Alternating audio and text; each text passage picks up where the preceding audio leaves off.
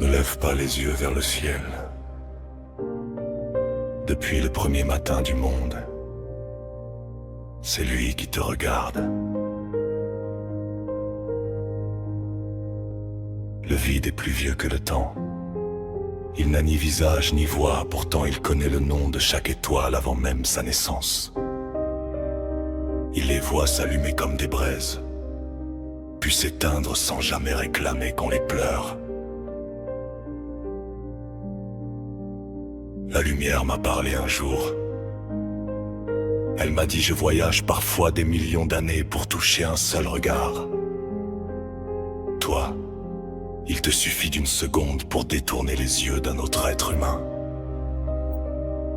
Alors j'ai baissé la tête. La gravité s'est approchée sans bruit. Elle ne porte ni chaîne ni menottes. Elle murmure seulement reste. Ne change pas, tourne encore. Et les hommes la confondent avec leur identité. Ils appellent destin ce qui n'est souvent qu'une vieille habitude. Le temps, lui, ne marche pas. Il sculpte.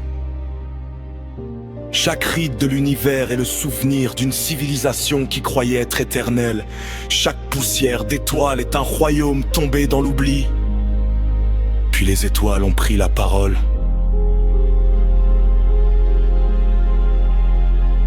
Elles ont dit, regardez-nous. Nous brûlons jusqu'à nous déchirer pour offrir un peu de lumière à des inconnus. Nous mourons, mais notre mort devient la matière d'autres soleils. Pourquoi transformez-vous vos blessures en frontières alors que nous transformons les nôtres en avenir? Je n'ai pas trouvé de réponse. Car j'ai vu des hommes construire des machines capables d'embrasser Jupiter, incapables pourtant de franchir la distance qui sépare leur bouche de leur cœur. J'ai vu des peuples traverser les océans sans jamais quitter leur haine. J'ai vu des enfants hérités de colère plus ancienne que leurs propres grands-parents.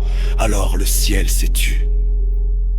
Et dans ce silence, j'ai compris que le cosmos ne nous demandait pas de devenir des étoiles.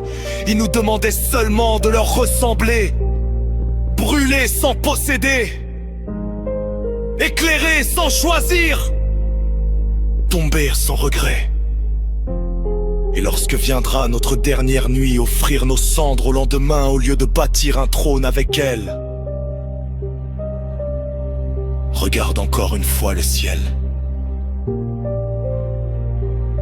Les étoiles ne tournent pas autour de toi. Elles t'attendent simplement là où tu trouveras enfin le courage de quitter ta propre orbite.